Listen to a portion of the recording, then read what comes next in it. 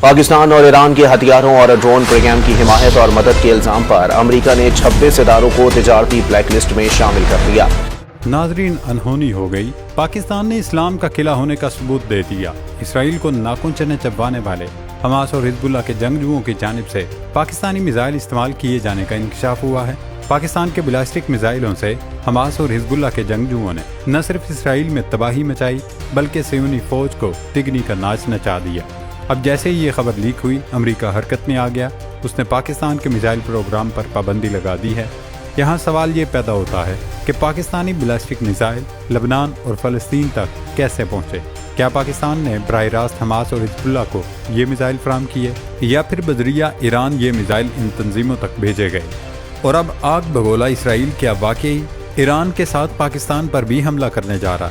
اس سب پر اس video میں آگے چل کر تفصیلی ڈسکشن کریں گے، لیکن اس سے پہلے چند اہم خبریں آپ کے ساتھ شیئر کرتے چلیں۔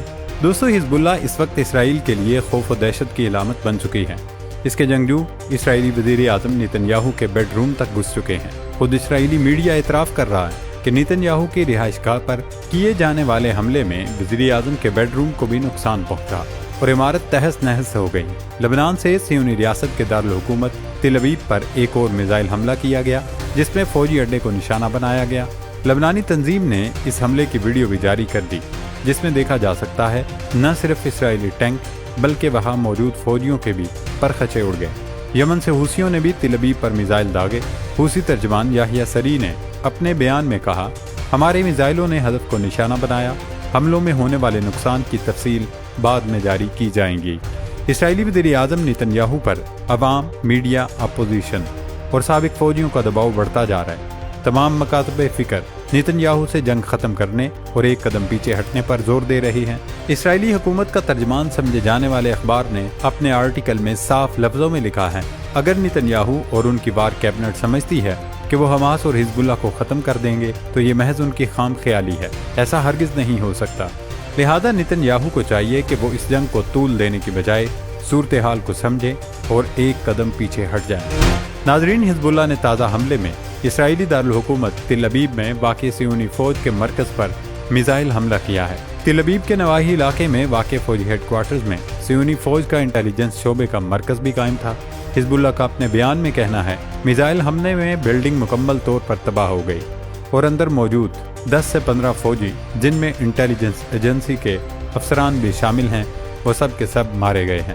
دوسری جانب اسرائیلی فوج کا کہنا ہے کہ لبنان سے 10 بلاسٹک میزائل داغے گئے، جن میں سے زیادہ تر کو فضا میں ہی ناکارہ بنا کر مار گرایا۔ العربیہ نے اپنی رپورٹ میں دعویٰ کیا ہے کہ شمالی اسرائیل کے علاقے الجلیل میں نہاریہ اور اس کے اطراف میں میزائل داغے گئے، جس کے نتیجے میں 10 سے زائد افراد زخمی ہو گئے، اور اسرائیلی چینل 13 نے لبنانی حملے میں صرف 3 افراد کے زخمی ہونے کی تصدیق کی۔ اب ظاہر ہے اسرائیلی فوج اور میڈیا تو نقصان کو کم سے کم ہی بتائے گا، لیکن لگتا یہی ہے کہ حزب اللہ کے تازہ حملے میں صہیونی فوج کو بھاری نقصان اٹھانا پڑا۔ ادھر یمن کے حوثیوں کی جانب سے بھی صہیونی ریاست پر حملے کیے گئے ہیں۔ یمن کی مسلح افواج کے ترجمان یحییٰ سری نے صبح سویرے پریس کانفرنس میں اعلان کیا کہ ہم نے 2 سپرسونک بلاسٹک میزائلوں سے تل ابیب کے مشرقی علاقے کو نشانہ بنایا۔ حملے میں یحییٰ سری کا کہنا تھا کہ حملہ مکمل طور پر کامیاب رہا۔ اس میں صہیونی فوج کے اسلحہ ڈپو اور ملٹری ہیڈ کوارٹرز کو نشانہ بنایا گیا۔ سپرسونک میزائل امریکی اور اسرائیلی فضائی دفاعی نظام کو ناکام بناتے ہوئے اپنے ٹارگٹ تک پہنچا اور اس نے تباہی مچائی۔ یمن کی جانب سے حزب اللہ اور حماس سے اظہار یکجہتی کے لیے بحر احمر میں اسرائیلی جہازوں کے گزرنے پر بھی پابندی عائد کر رکھی ہے۔ جو بھی جہاز یمنی سمندری حدود کے اطراف سے گزرتا ہے، حوثیوں کی جانب سے اسے تباہ کر دیا جاتا ہے۔ دوستو، ہفتے کو حزب اللہ نے اسرائیلی وزیر اعظم نیتن یاہو کی رہائش گاہ کو ڈرون حملے میں نشانہ بنایا تھا۔ اب 5 روز بعد صہیونی حکومت نے اعتراف کر ہی لیا ہے کہ لبنان سے داغے جانے والے میزائل نے بھرپور تباہی مچائی تھی۔ حالانکہ جب یہ حملہ کیا گیا تھا اس وقت اسرائیلی حکومت سب اچھا ہے کی گردان کر رہی تھی، لیکن اب چونکہ مختلف میڈیا چینلز نے نیتن یاہو کے گھر کی تصویریں اور ویڈیوز نشر کر دی تو مجبوراً نیتن یاہو انتظامیہ کو تسلیم کرنا پڑا کہ حملے میں بھاری جانی و مالی نقصان ہوا۔ اب خود صہیونی حکومت نے اعتراف کر لیا کہ حزب اللہ کے میزائل سے نیتن یاہو کے بیڈ روم کو بھی نقصان پہنچا۔ حملے میں نیتن یاہو کے بیڈ روم کی کھڑکیوں کے شیشے چٹک گئے، لیکن مخصوص حفاظتی بم پروف شیشے کی وجہ سے میزائل اندر نہیں گھس سکا۔ اور شیشے سے ٹکرانے کے بعد رک گیا۔ اسرائیلی میڈیا کی جانب سے جاری تصویر میں نیتن یاہو کے گھر کا متاثرہ حصہ دکھایا گیا ہے۔ جیسے ہی اسرائیلی میڈیا نے یہ ویڈیوز اور تصویریں جاری کی، اس کے کچھ ہی دیر بعد کابینہ کا ہنگامی اجلاس بلایا گیا، جس میں اسرائیلی آرمی چیف کو طلب کیا گیا تھا۔ الجزیرہ ٹی وی کے مطابق اس میٹنگ میں کئی وزیر اسرائیلی آرمی چیف پر چڑھ دوڑے۔ کابینہ ارکان کا کہنا تھا کہ دنیا کی سب سے جدید ترین ٹیکنالوجی سے لیس آرمی، اربوں ڈالر کا ہمارا ایئر ڈیفنس سسٹم اور فضائیہ ہونے کے باوجود ڈرون یا میزائل یا راکٹ جو بھی کچھ تھا وہ اسرائیلی وزیر اعظم کی رہائش گاہ تک کیسے پہنچ گئے۔ ملک میں اگر وزیر اعظم کا گھر محفوظ نہیں تو پھر ایک عام شہری کیسے خود کو محفوظ تصور کر سکتا ہے؟ اگر صورتحال اسی طرح چلتی رہی تو پھر مغربی کنارے اور شمالی اسرائیل میں بسائے گئے یہودی آباد کار بھی واپس اپنے ملکوں کو لوٹ جائیں گے۔ اسرائیلی آرمی چیف نے جواب میں کابینہ کو روایتی کہانیاں سنا کر ٹائم گزارا۔ ان کا کہنا تھا کہ ہم نے ایک اور ڈرون حملہ ناکام بنایا تھا، اگر وہ بھی ہدف پر پہنچ جاتا تو کئی گنا زیادہ تباہی مچتی۔ حزب اللہ کے ترجمان محمد عفیف نے نیتن یاہو کے گھر پر کیے جانے والے حملے کی ذمہ داری قبول کرتے ہوئے بتایا کہ ہم نے کیساریا کے علاقے میں واقع اسرائیلی وزیر اعظم کی رہائش گاہ کو ڈرون سے نشانہ بنایا تھا۔ ناظرین، ایک طرف امریکی انتظامیہ اسرائیل کو غزہ اور لبنان کی دلدل سے نکالنے اور فیز سیونگ دلانے کے لیے جنگ بندی کی کوششوں میں مصروف ہے، تو وہیں دوسری جانب نیتن یاہو ایران کے ساتھ سینگ پھنسانے کی تیاریاں کر رہا ہے۔ اسرائیلی چینل 13 کا کہنا ہے کہ رواں ماہ ایران کی جانب سے کیے جانے والے میزائل حملوں کا جواب دینے کے لیے اسرائیل نے منصوبہ تیار کر لیا ہے، جس کے تحت جوہری اور تیل کی تنصیبات کی بجائے ایرانی عہدیداروں کے گھروں کو نشانہ بنایا جا سکتا ہے۔ اسرائیلی میڈیا کا کہنا ہے کہ حزب اللہ نے نیتن یاہو کے گھر پر ڈرون حملہ کر کے ریڈ لائن پار کی ہے اور ایسا اس نے ایران کی پشت پناہی کے باعث کیا ہے۔ لہذا اب ہم ایرانی عہدیداروں، جن میں سپریم لیڈر آیت اللہ خامنئی، پاسداران انقلاب کے کمانڈر ان چیف اور دوسرے عہدیدار شامل ہیں۔ اسرائیلی ٹی وی کا دعویٰ ہے کہ حملے کا منصوبہ وزیر اعظم نیتن یاہو، وزیر دفاع یوو گلینٹ اور وار کیبنٹ کے ارکان کو پیش کر دیا گیا ہے۔ جیسے ہی وہاں سے گو ہیڈ ملے گا، سیونی فوج اس پر عمل درآمد کرنے میں تاخیر نہیں کرے گی۔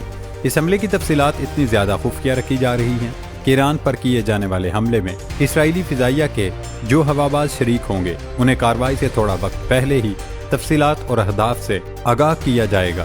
اسرائیل پہلے ہی ایران کو مہلت اور بھرپور جواب کی دھمکی دے چکا ہے، جس کے جواب میں ایران نے خبردار کیا تھا اگر اسرائیل نے حملہ کیا تو پھر ہم جواب دینے کا سوچیں گے نہیں، بھرپور اور منہ توڑ جواب دیں گے۔